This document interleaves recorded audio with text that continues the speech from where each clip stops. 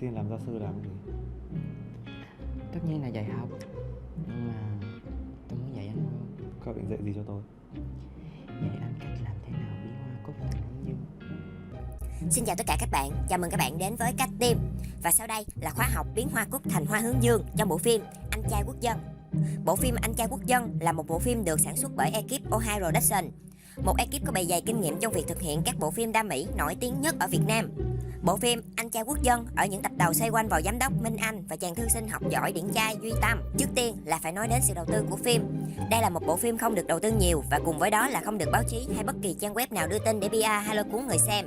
Minh Anh là một người cộc tính nhưng rất thương em gái. Em gái của anh tên là Gia Lam, là gái chính chuyên với thể loại đam mỹ và học dở tệ, và luôn bị cô chủ nhiệm mời phụ huynh để có thể gặp mặt anh trai của Gia Lam, chứng tỏ có thể thấy Minh Anh cuốn hút như thế nào.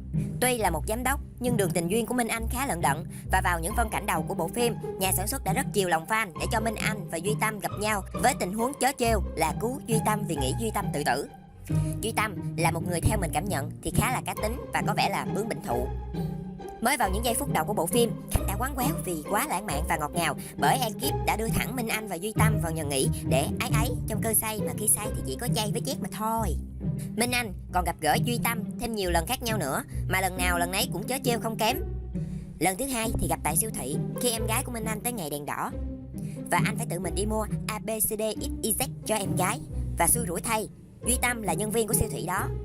Lần thứ ba thì do em gái Minh Anh rất điểm nhiều môn và yếu kém để bị mời phụ huynh khá nhiều, làm cho Minh Anh khó chịu, và anh đã quyết định kiếm gia sư để phụ đạo thêm cho em gái của mình. Và vô tình gặp lại Duy Tâm và cũng đang tìm kiếm việc ngoài giờ để dạy thêm. Đúng là duyên, đi tới đâu cũng gặp, đúng không các bạn? Vẫn chưa hết nha các bạn, còn có hai tiểu thụ thầm thương chậm nhớ Minh Anh là Đại Nhân và Cao Phong. Yêu anh còn hơn cậu bé đanh đá bướng bỉnh Duy Tâm, mà xu một điều là Minh Anh chỉ thích Duy Tâm và đã ấy với Duy Tâm. Còn hai người kia nếm mật nằm dai, ăn xương nuốt chậm mà mãi vẫn chưa được ông chủ điểm mặt chỉ tên lần nào, chắc cũng là do ăn ở thôi. Tuy nhiên, thời tới có khi đỡ không kịp, vì trong MV ca nhạc của Min Min là ca khúc Yêu Em Như Lần Đầu thì lại show cảnh Minh Anh và Đại Nhân nắm tay nhau, lăn qua lăn lại, hôn chục chục và diễn tấu sướng quá trời, nên cũng chưa biết ai hơn ai.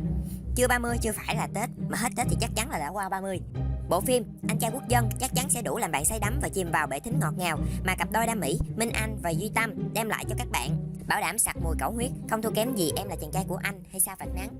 Anh Trai Quốc Dân do đạo diễn yêu dấu của tôi là Hồ Sĩ Hậu đảm đang.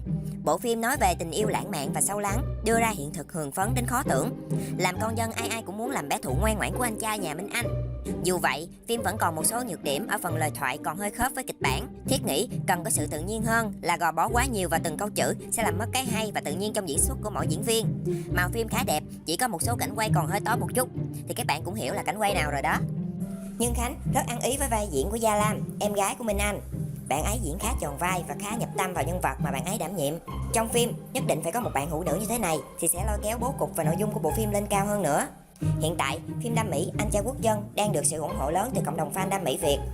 Mặc dù vẫn còn nhiều điểm cần cải thiện, nhưng sự đầu tư chỉnh chu, gọn gàng và bài bản của ekip đã tạo nên hy vọng lớn cho nền phim More Love Việt trong tương lai. Trước mắt, phim sẽ đối đầu trực diện với hai dự án đang được quan tâm khác là Sao Phạt Nắng và siêu phẩm Em Là Chàng Trai Của Anh. Hứa hẹn sẽ tạo nên cuộc chiến đam mỹ đầu năm 2021 siêu gay cấn với làng phim đam mỹ Việt. Bộ phim Anh Trai Quốc Dân sẽ được phát sóng trực tiếp trên kênh O2 Production. Mọi người cùng theo dõi và đón chờ những điều mới mẻ mà Anh Trai Quốc Dân sẽ đem lại cho các bạn nhé. Đừng quên nhấn đăng ký để theo dõi Cách Tim ở những video đam mỹ sớm nhất nhé. Vậy được chưa? Định bẻ gãy cổ rồi đấy. Vừa phải thôi.